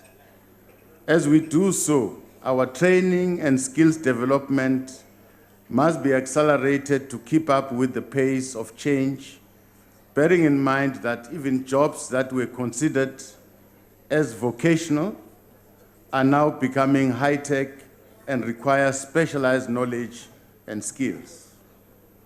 It is important to capitalize on opportunities that will be presented by the fourth industrial revolution to our economy. In doing so, we must be mindful how the first three industrial revolutions impacted the world in general. The first industrial revolution, the Western world moved from mostly agrarian and rural societies into becoming industrial and urban, yet Africa as a continent lagged behind. When the second industrial revolution, that was characterized by a period of growth for pre-existing industries and expansion of new ones, such as steel, oil, and electricity, again, Africa lagged behind. The third industrial revolution, which is about the advancement of information communication technology, once more, as Africa throughout this period of development were lagging behind. Therefore, the HRDC summit looked at how, as a country and a region, we should position ourselves to mitigate any similar negative impact on economic growth, development, and job creation. The recommendations of the third Human Resource Development Council Summit had several components, including youth unemployment and empowerment, where it resolved to take research so that we understand clearly the supply and demand in the labor market. This should enable proper planning and absorption of youth into employment. To this end, government will ensure that resources intended for youth employment are aligned with the current policies for youth development. On the fourth industrial revolution, it resolves that the potential of future jobs in our country should be explored by relevant departments and institutions of the state. This implies that the fourth industrial revolution and the economy should be the subject of ongoing research where targeted programs are developed to exploit its potential by connecting the National Human Resource Development Strategy and sector-based actions. The Department of Science and Technology is making investments in technological building blocks of this revolution through public-funded science, technology, and innovation plan of action. Through smart investment in research and development, the department is supporting South African industries to grow and create more jobs through building scientific, technological, and knowledge-based capabilities. The summit further emphasized the issue of partnerships between all stakeholders, especially government, training institutions, and industry. The Executive Committee of the HRD Council is establishing a standing committee to monitor the implementation of recommendations between summits. The reviewed Human Resource Development Strategy seeks to align itself with the National Development Plan.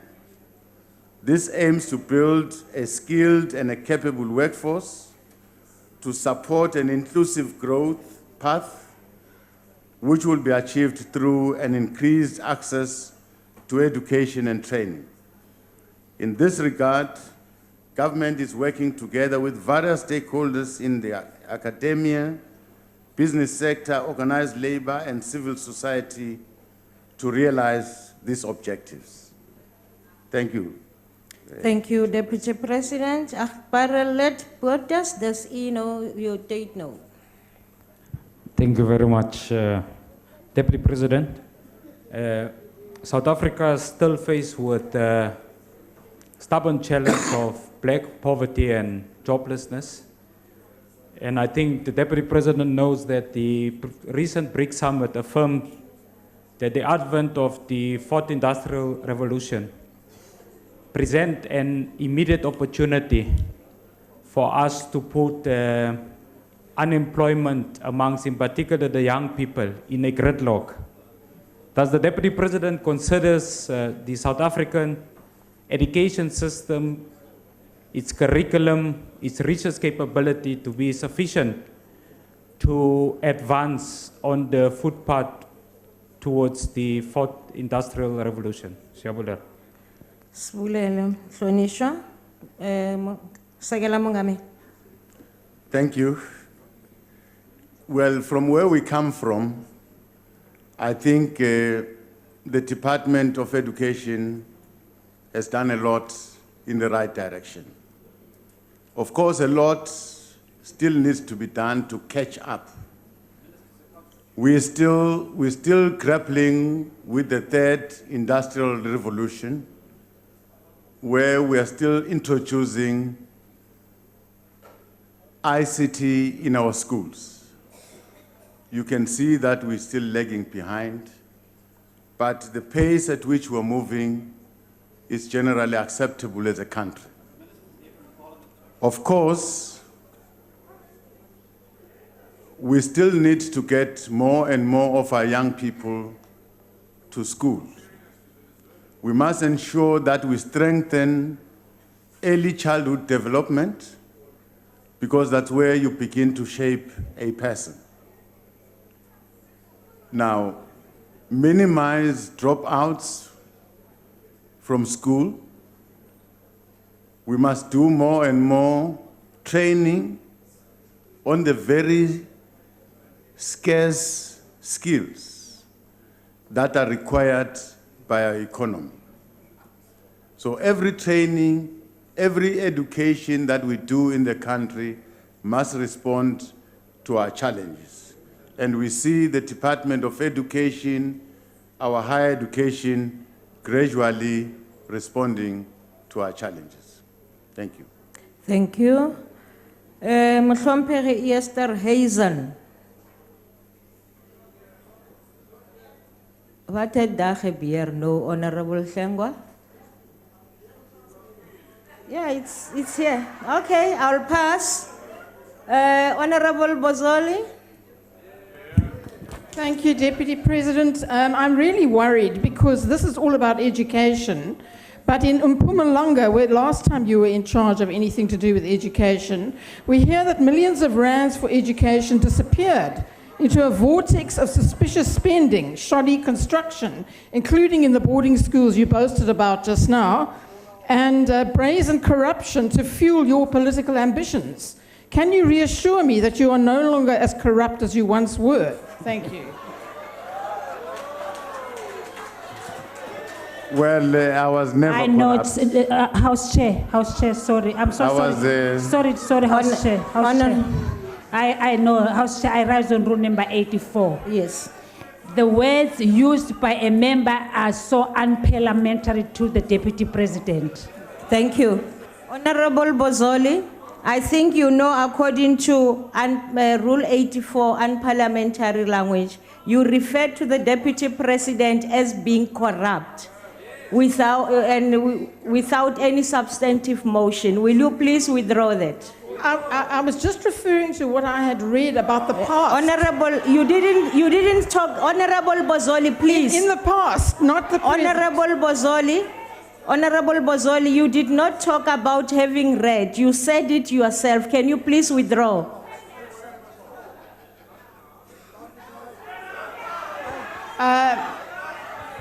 Chair, everybody knows. Honorable Bozoli, please. I don't want to debate with you. Can you please withdraw? Please. No, I won't withdraw. If you won't withdraw, Honorable Bozoli, will you please leave the House? Please. Please leave now before the Deputy President continues, please. Can I not hear No, his answer? Honorable Bozoli, we don't debate, please.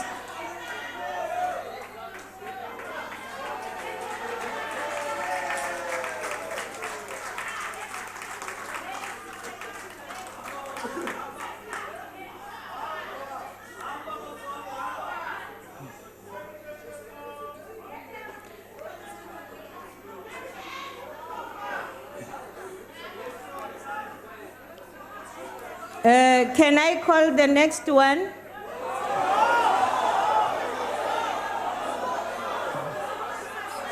Honorable Bozoli, please respect our time, please.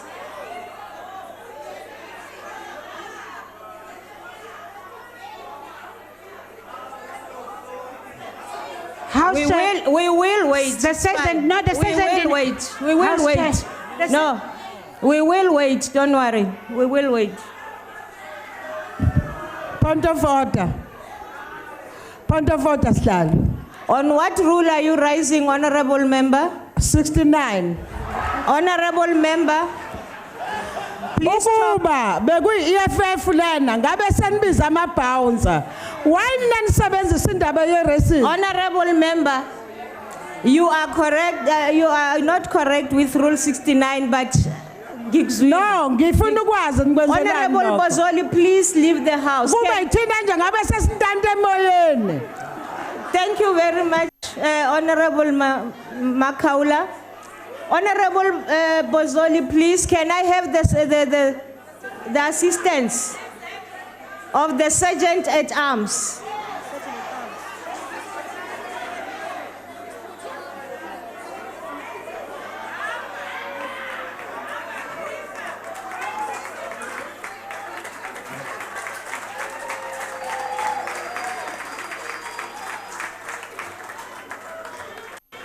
Thank you. I will now proceed to the next follow-up question as asked by, to be asked by Honorable Tloyama.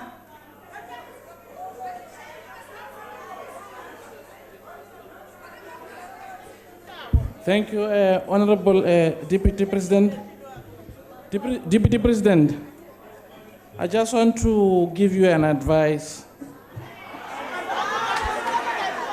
Whoever advised you to agree to be a Deputy President hates you with passion. You are out of depth. However, Honorable Deputy President, the only revolution of the ANC-led government is theft, corruption. My question is, can a country led by thieves, dishonest people achieve the fourth industrial revolution? Honorable President, Deputy President. Well, I'm not aware of a country that is led by thieves. If you mean South Africa is led by thieves, I'm saying no. It's not led by thieves. If you know those thieves, go tell the police to arrest those thieves. One of them is Brian Molefe. Honorable Tloyama, I didn't give you permission to come back. Please take your seat. You have been answered. You have been answered. Please take your seat. We now move on. Honorable Sonyana.